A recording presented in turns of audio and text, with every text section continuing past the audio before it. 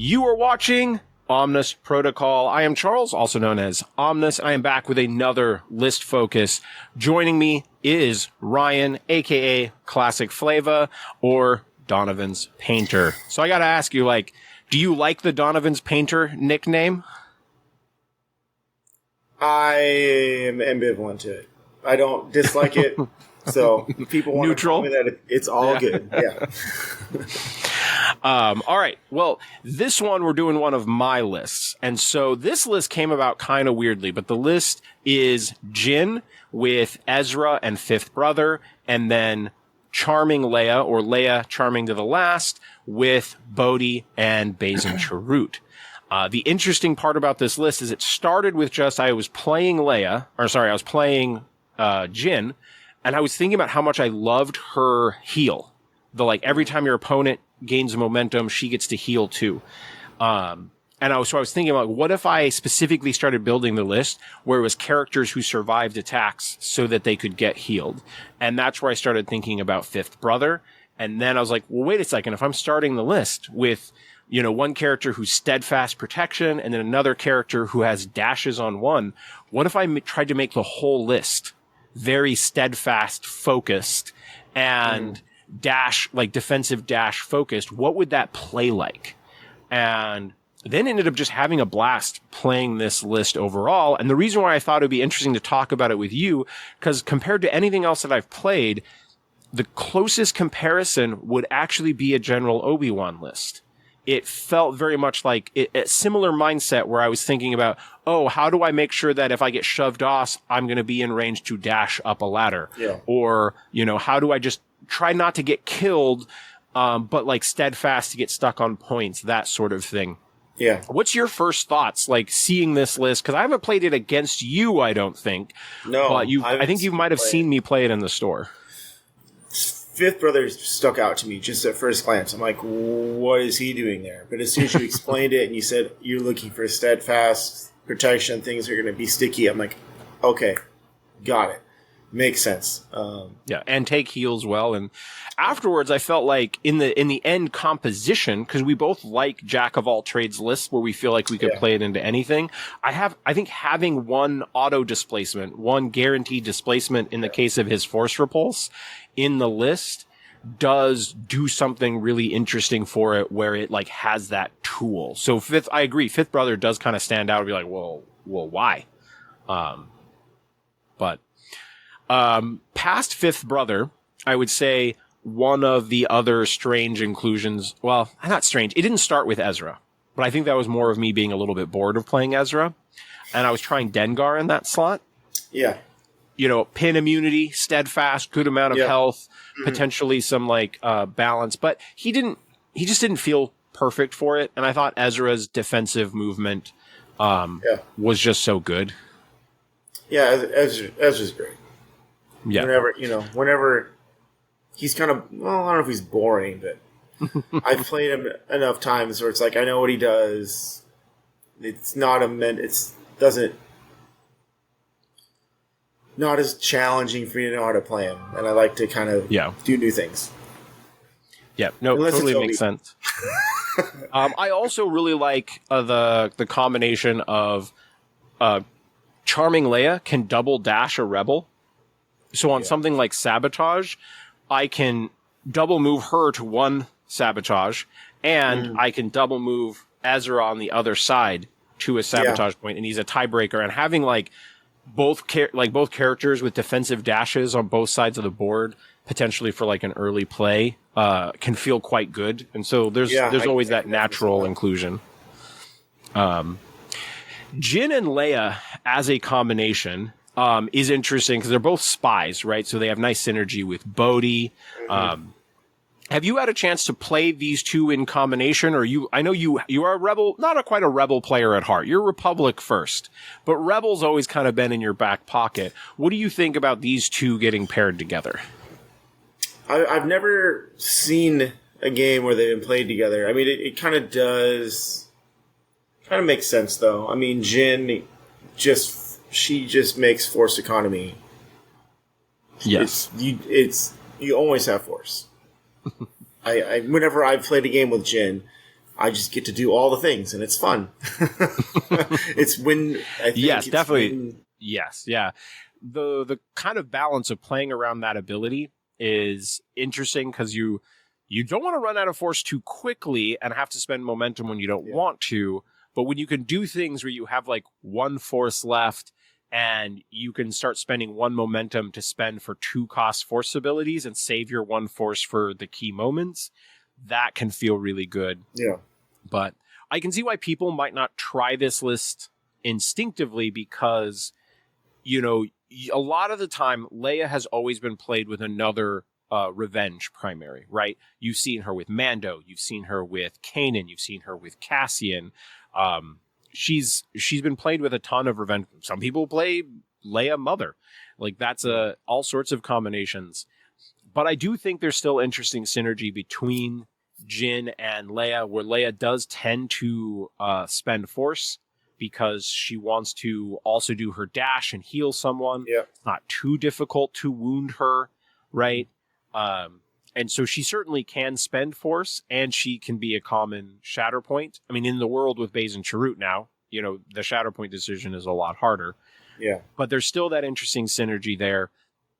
And I think they play off of each other very well because, again, getting to try to top off people that just get barely shoved off a point. Like, I don't want to wound you, but I want to leave you at 1 for a key heal. But then if all of a sudden Jyn just heals them back to full, you're like, well, that screwed up the plan. So I really do like them as a combination. How important, because you have played a lot of Kanan at the very least. How important, because you've played like Kanan Hera, how important do you think the healing part of these game plans are when you have a revenge primary?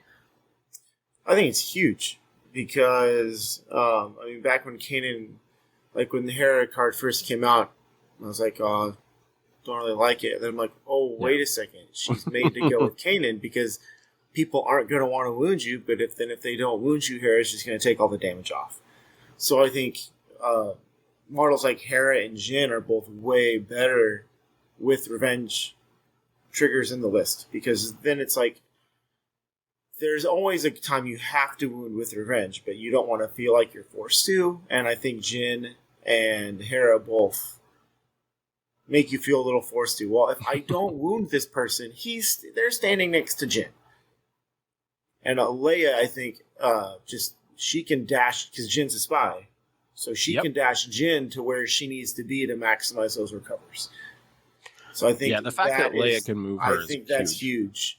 Because there's a lot of times where I've played Jyn where I haven't dashed her. And she's in the back and, I got 2 recovers. The first 2 matter, but after that, I'm not next to anything. Well, if you can move her around with Leia and maximize every time you get those 2 recovers, I think that could actually be the secret sauce. It just occurred to me now that I can actually double dash Jyn as well, not just Ezra, right? I think Jyn will usually need some sort of ingress point because she's just a little further back than the secondary is. But you can probably get her to a midline objective as well if you get at least 1 ingress point worth of help with 2 dashes. And so being able to get Jyn up the board earlier for those sort of heals. And the way that people tend to status effect up your team whenever you're playing revenge is very frustrating. And so you really got to utilize those heals. Yeah. All right. Well, let's talk secondaries for a minute. So I've chosen Ezra and Bohdi. Obviously, you could probably make the argument in like a general sense that you could play like Luke. Obviously, I decided not to because I wanted to play up the steadfast side. And so that's why I was leaning into Bohdi. I just didn't want to give anybody an easy target. I wanted every target to be annoying, kind of in the way they are for an Obi-Wan list. But then comparing like Ezra and Dengar, what are your thoughts overall on choosing these 2 secondaries? Do you feel like it's the right pick? Do you feel like I should be considering something else? What are your thoughts? I like the Bohdi pick. I haven't played with Bohdi very much, or with secondary Luke that much for that matter. But I think that Steadfast Bubble is quite good. And his ability where your opponent has to spend momentum, can be really good. It's very situational, but for a 3-point secondary with a steadfast bubble, when I played Evan at LVO, he used Bohdi really well with that steadfast bubble. So for 3 points, I don't know. I would lean towards Bohdi, but again, my experience with Bohdi and Luke is not very good. Your only other option would be if you wanted to lean bounty hunters, and you could take Bosk. But yeah, especially if I was choosing Dengar over Ezra, maybe you do just consider Bosk for the healing consideration as well, right? Like layering into how much the list just like gets heals accomplished. Yeah, I mean, I think you played me a while ago in the Mando Leia list where I had like 5 revenge triggers. Yeah. And it was like all bounty hunters, but nobody ever really. I feel like Bosk's revenge trigger is overlooked. It's pretty good for a 3-pointer to get a dash and a 5-die attack out of activation. It's only off a bounty hunter. Yeah. But like I said, unless you're gonna lean bounty hunters, I don't think you would go that route. So I think I like Bohdi there. Yeah, I do definitely have at least one degree of frustration with Ezra, is that he's not on the side of the board as Leia, right? And so there's a good chance that he's going to want to get targeted early with now Kanan on the board, right? And if Leia's out of position, that they're going to go for an early kill on Ezra for sure. Yeah. And so that worries me at least like a touch. And so there's certainly a consideration where I think Callus is just so good with Jyn.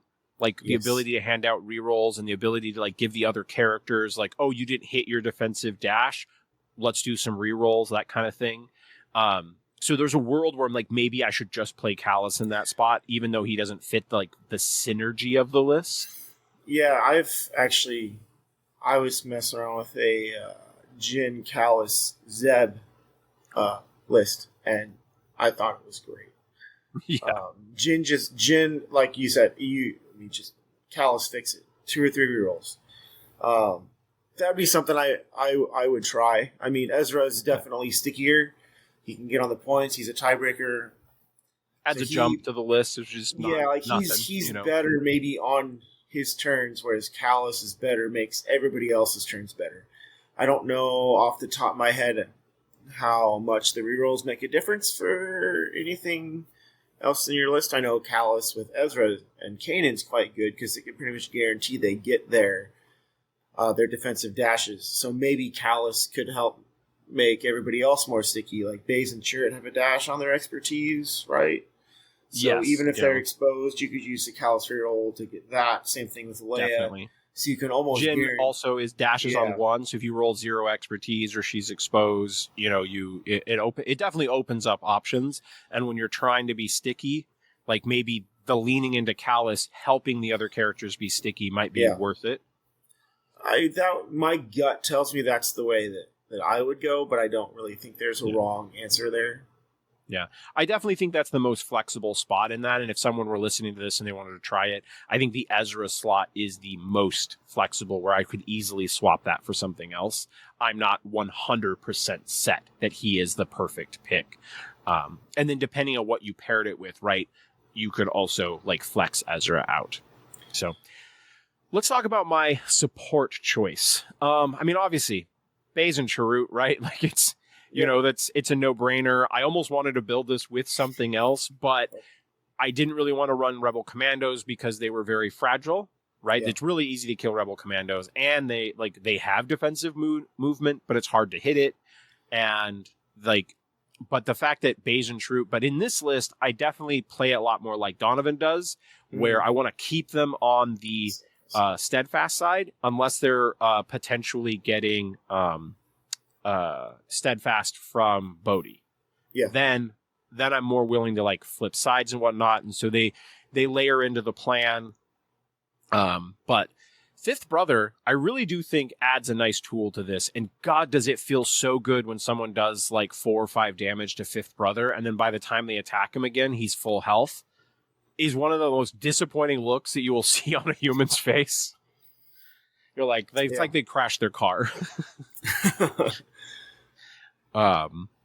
What do you think? Obviously, I know that you thought up front, you're like, fifth brother. Have I kind of sold you on it in this list, or do you think that it should be something else?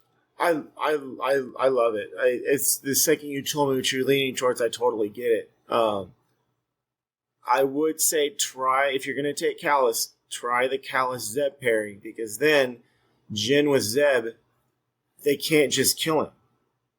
He just stays alive. Yeah.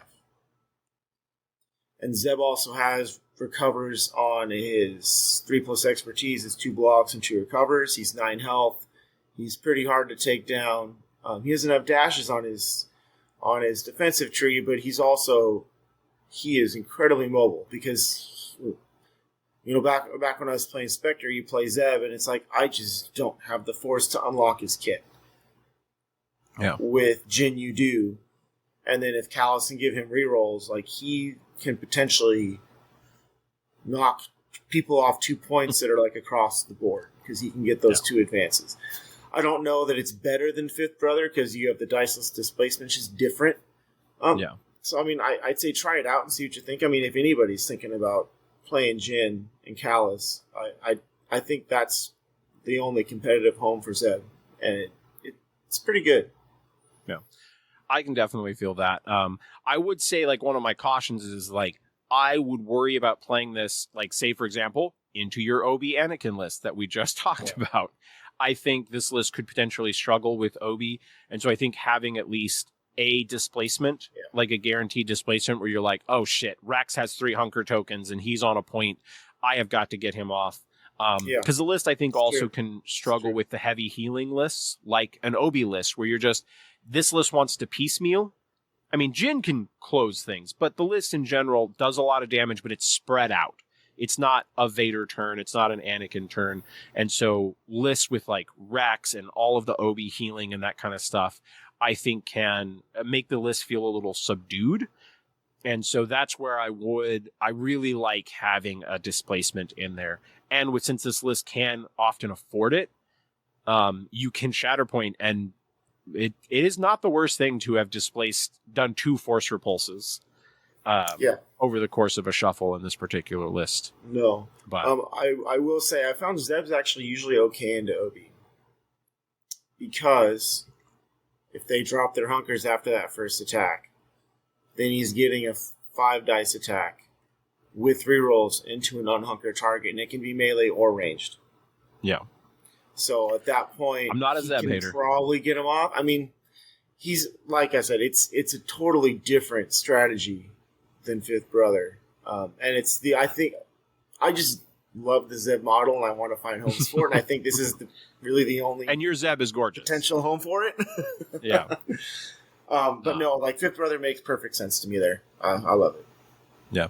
Overall, I really like this list, and it's a little bit different, right? I think if people have gotten bored of Kanan or bored of Cassian, I think this is a Rebel list that can really stand on its own and give you a little bit of a different feel. And so I do really encourage people to try it. It really leans into that kind of, like, control aspect where you just feel like your opponent is not getting as much done as they think they're going to get done. And that can be this nice, cool, incremental advantage. But it's also not so, like, it's not an overwhelming list that I think is going to make people feel unfun. It's very subtle, and, like, gradually you're like, oh crap, I just didn't get you off the point. Damn. And that just happens a little too often, and you carry that to a win. Did you have any closing thoughts on this? Does this get a Ryan stamp of approval from a fellow Rebel player? Definitely. I love it. Just randomly popped into my head. Another variant could be if you took K2 and Bar 2. The Steadfast K2 seems really good. I don't know. My brain's just... Yeah. Yeah, we're list builders. That's what we're here for. Yeah.